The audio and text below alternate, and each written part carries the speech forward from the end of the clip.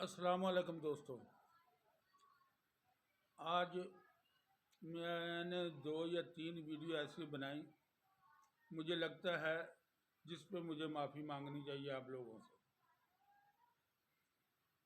خود انسان جو ہے، کوئی بھی انسان پرفیکٹ نہیں ہے ہمارے سوائے انبیاء کے، اور پھر میری بدقسمتی یہ ہے کہ میں اتنا پڑھا لکھا بھی نہیں ہوں۔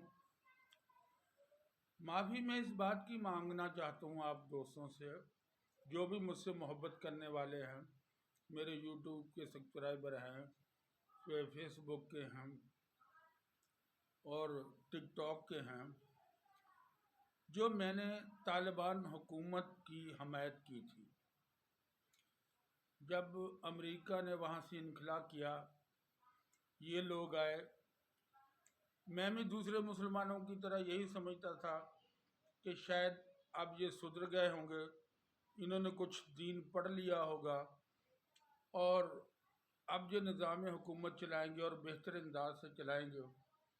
تو میں نے 2 سے 3 ویڈیو ان کے حق میں بنائی تھی، جو کہ میرا سوچنا وہ غلط تھا۔ یہ لوگ نہ سدھرے نہ سمجھے، یہ کل بھی جاہل تھے، یہ آج بھی جاہل ہے۔ بات یہ ہے کہ انہوں نے ایک ہی فکر رکھی ہے، حنفی فکر، امام ابو حنیفہ کی فکر۔ میں یہ تمام مسلمانوں سے پوچھتا ہوں، ہمارے امام تو امام الانبیاء ہیں، کیا مولا علی ہمارے امام نہیں؟ امام حسن امام حسین ہمارے امام نہیں؟ کیا سیدنا صدیق اکبر، سیدنا حضرت عمر فاروق اس امت کے امام نہیں؟ اتنے بڑے اماموں کو چھوڑ کر ہم مالکی، شافعی، حنبلی پتہ نہیں کیا کیا بنے پھرتے ہیں۔ اب تو اس میں بھی اور درجنوں فرقے نکل چکے ہیں۔ تو بات ہو رہی تھی طالبان کی۔ طالبان نے حنفیوں کے سوا دوسروں سب کو، خواہ وہ اہل حدیث ہوں، اہل تشیع ہوں، جن کے جس کا فقہ حنفی نہیں ہے وہ دوسرے درجے کا شہری ہے، اس کو غلام بھی بنایا جا سکتا ہے، وہ دوسری کاسٹ میں شامل ہو گیا، جیسے ہندوؤں میں ہے۔ اب کیا فرق ہے ان میں اور ہندوؤں میں؟ یہ کوئی فرق نہیں رہا کہ جو فقہ حنفی کا پیروکار ہوگا وہ اول درجے کا شہری ہے، جو کسی دوسرے فقہ کو فالو کرتا ہے وہ دوسرے درجے کا شہری ہے یا تیسرے درجے کا شہری ہے۔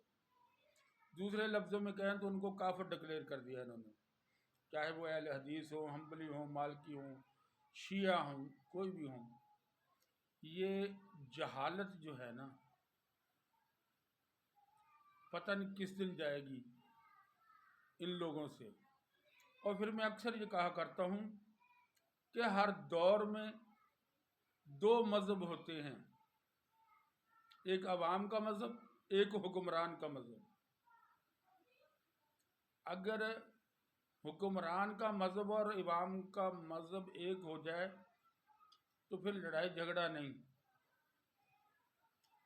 اگر عوام کا مذہب اور ہو، حکمران کا مذہب اور ہو، تو پھر بھائی واقعہ کربلا ہوتا رہے گا، اس کو کوئی روک نہیں سکتا۔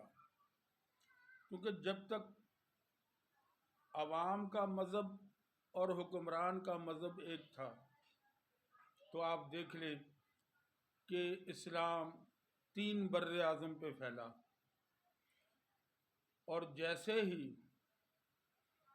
حکمران یزید آیا، اس کا مذہب اور ہوا، عوام کا مذہب اور ہوا، تو پھر واقعہ کربلا بھی ہو گیا۔